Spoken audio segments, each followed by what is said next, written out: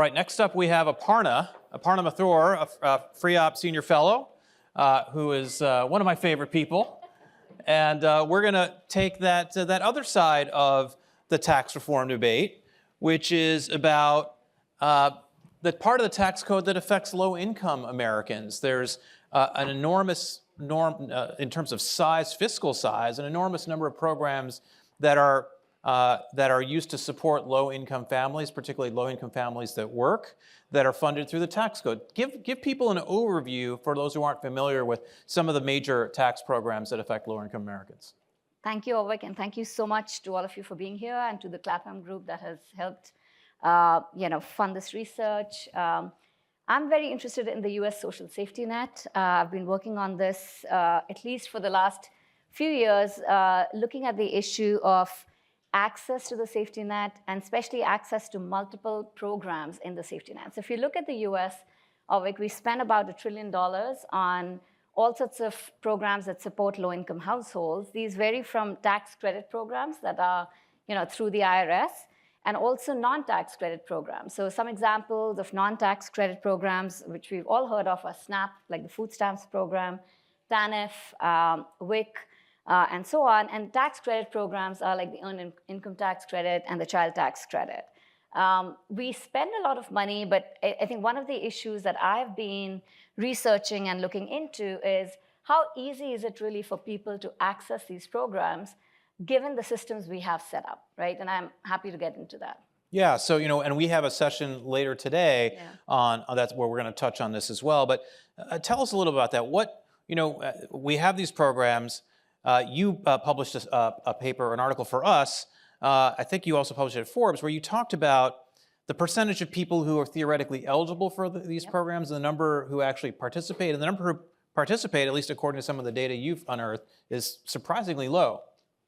That's interesting, and that's something that I personally hadn't looked at till about 4 years ago, when I was working at the White House and saw pandemic policies being devised kind of quickly, because it was hopefully a once in a lifetime crisis, and governments hadn't figured out what would really work with a health crisis at that time.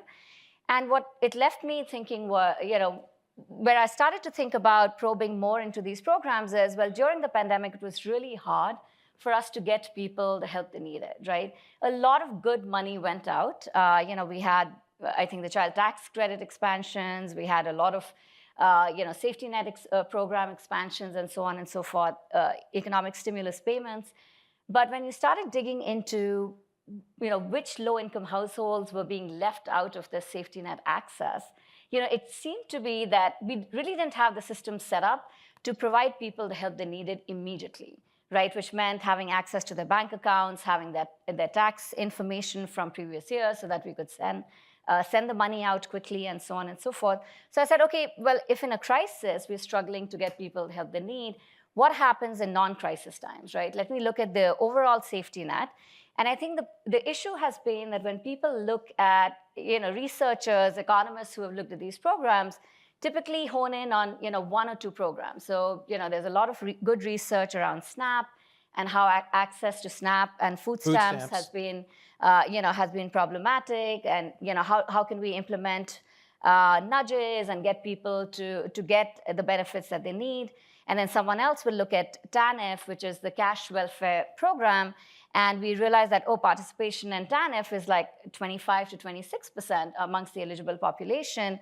But what I wanted to do was say, okay, we have all of these different programs, right? And we think of the safety net as this combination of programs, where some are helping people when they get unemployed, some are helping people when they have access to, issues with access to food, some are health insurance programs, and so on. So I said, but what if I look at all of these, right? And by all I meant, about 7 to 10 programs that we routinely talk about in DC. And the surprising thing to me, and again, this is based on household survey data, so there are issues with reporting and so on. But what I found was that about 1/3 of people who are at 130% of the federal poverty line or below say that they mainly access one or maybe two programs. And these are people making, if you're a childless adult, about $18,000 a year. Exactly. And another 1/3 said, we actually don't access any of these programs. And to me, that's a shocking statistic, right? Because where is this money going? We spend about $1 trillion, and where is this money going if it's not truly helping people in need?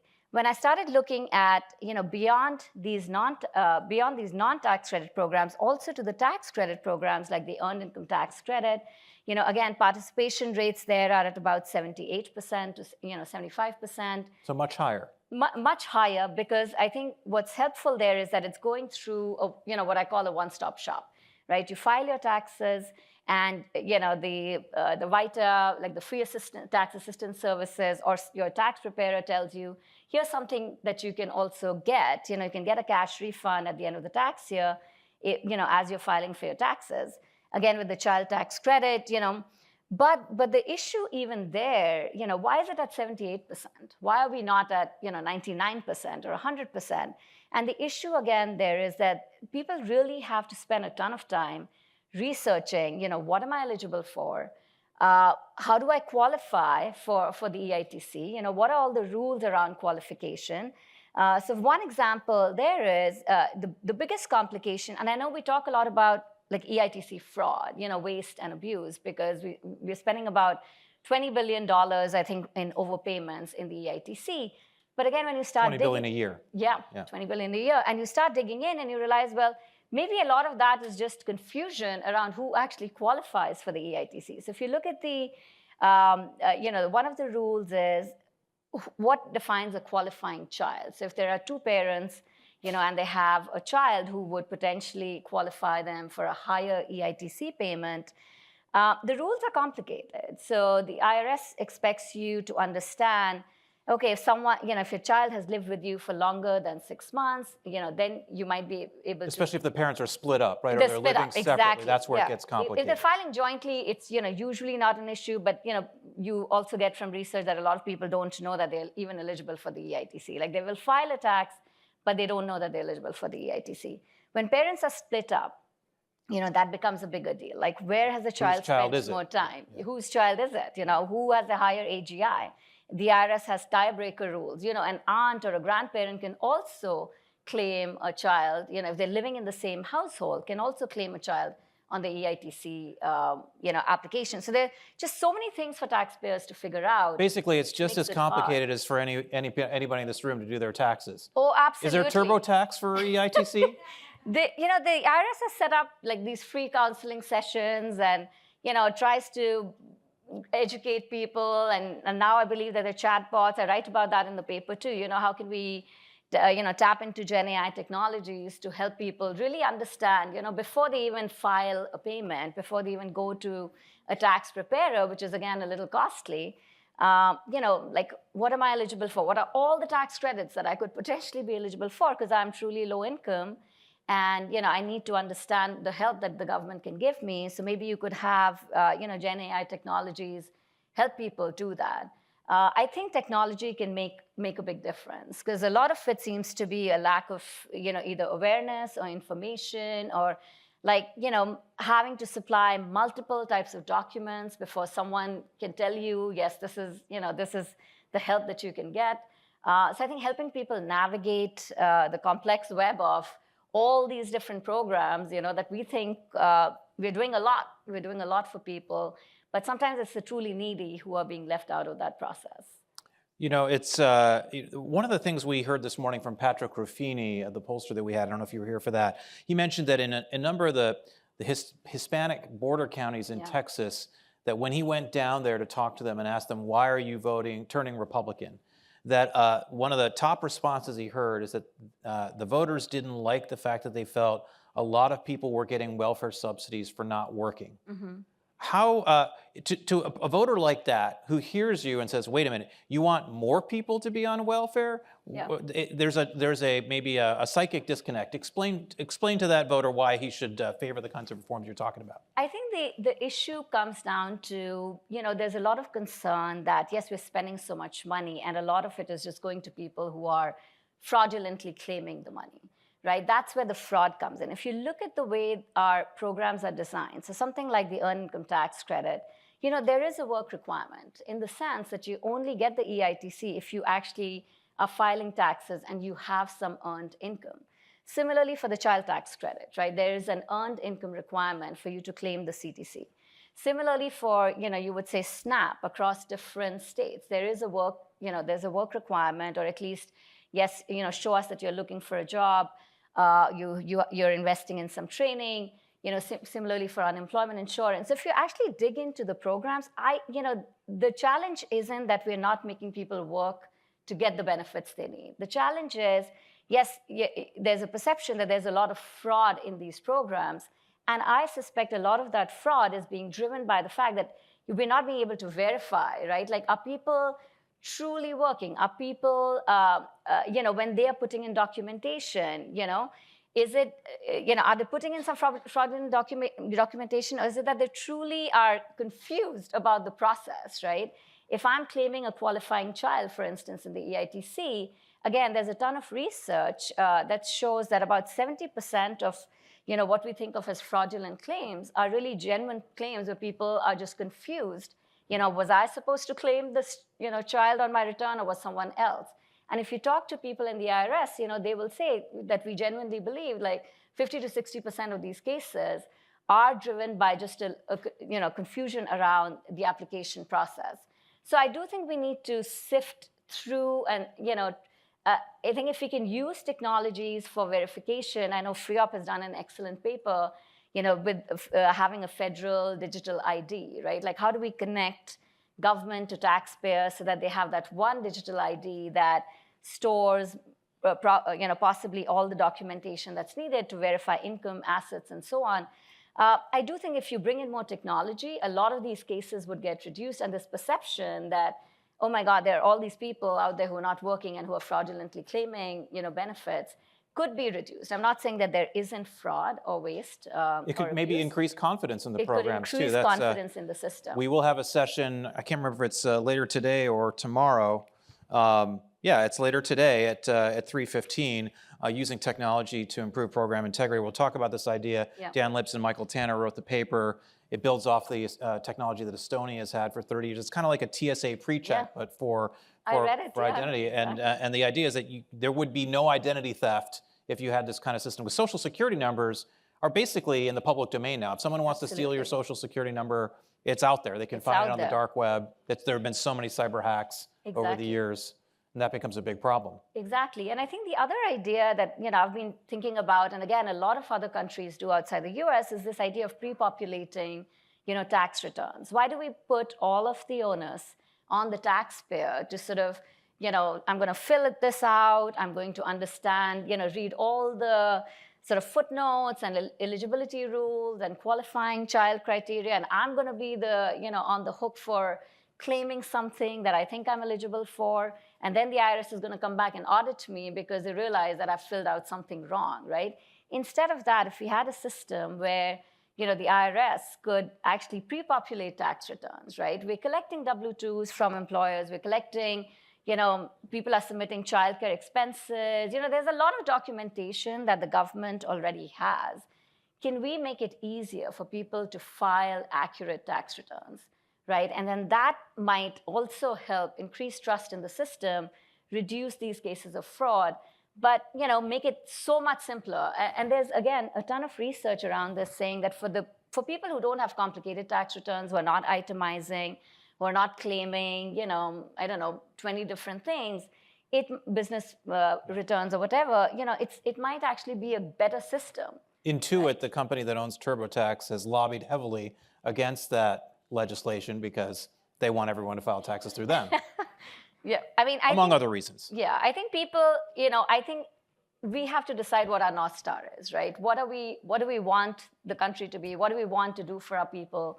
If our goal is, yes, we are allocating in the budget all this money because we truly believe, low-income taxpayers need it, then we figure out an efficient way to get the money to them.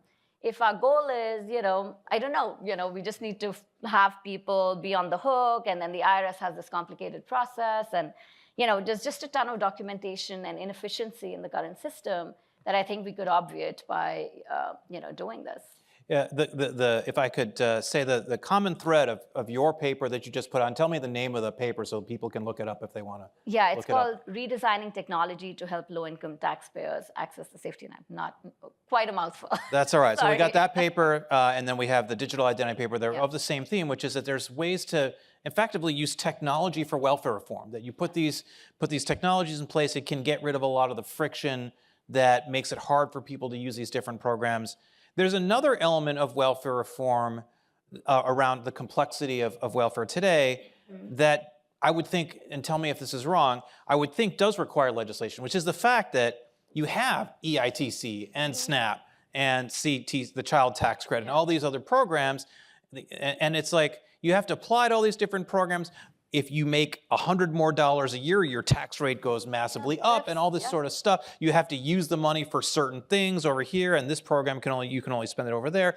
So, doesn't that scream for just taking a look at the whole thing and just saying we're going to have, I don't know if it's universal basic income or some other style of let's give people, go back to cash welfare, where you give people the money, let them spend on what they need. Have we gotten too bureaucratic in the way we've set up these programs? I completely agree, Avik. I've written about this before, actually. So when I was looking at the non-tax credit programs, right? You look at SNAP, TANF, WIC, low-income housing, heating assistance, and so on.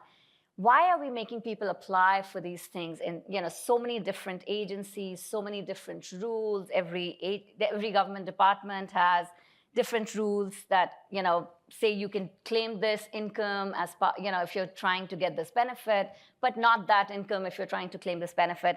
I think it's created a web that's truly hard for people to navigate. And like you're saying, when people worry that if I report now that extra $100 in income or an extra $1,000 in income, are my benefits suddenly going to go away, right? Am I suddenly, facing much higher tax rates? I know we've all done that research on welfare cliffs, right? You earn that extra $100 and extra $1,000, and suddenly your money is gone. And that effectively means you've paid a really high tax rate on that additional dollar of income. So one, I do agree that if we could get the agencies to talk to each other, right, you could simplify, you could have this one-stop, application process, right, that everybody can go in and just apply for, here's my income and asset statement, you tell me what I'm eligible for. The other idea that I've been toying around with is sort of this, you could provide, so the current system says, let's say you lose your job, you still have to, on your own, go in and apply for unemployment compensation, and then you slowly figure out, okay, can I get SNAP, can I get Medicaid, can I, get other help? But what if we did not put the onus of that system on the person who's actually struggling at that point in time, right?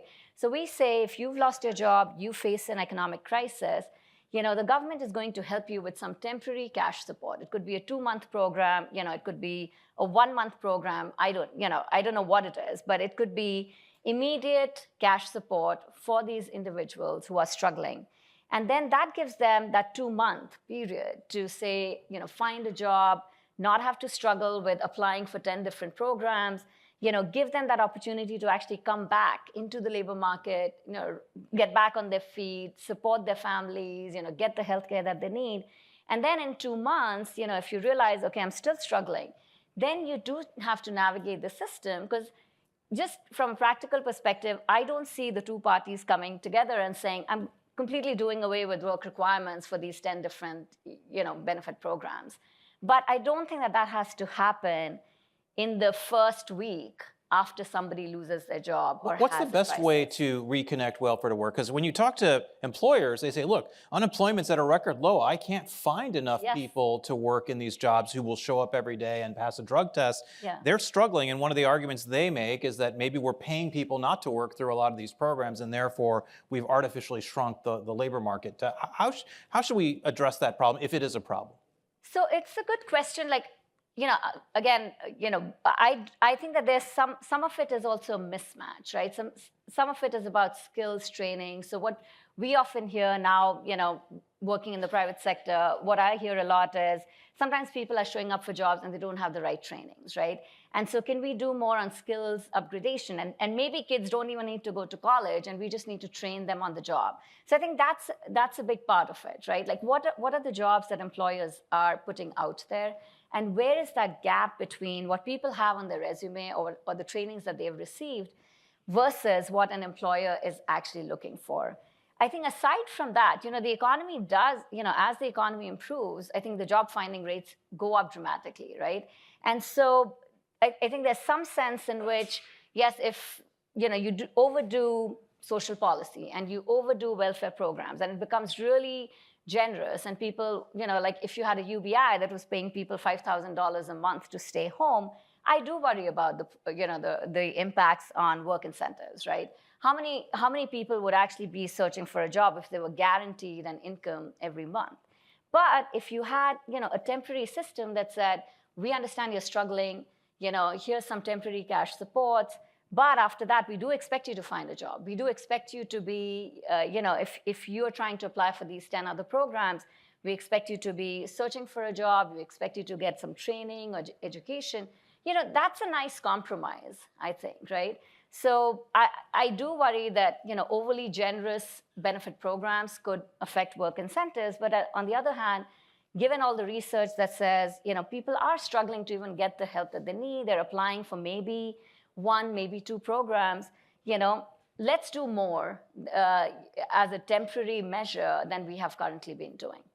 We're going to have to leave it there. Aparna Mathur, FreeOp Senior Fellow, thank you so much for all the work you've done. Thank you so much for having me, Avik. Thanks to our C-SPAN audience. We'll say goodbye to C-SPAN for the afternoon. You can learn more about our work at freeop.org.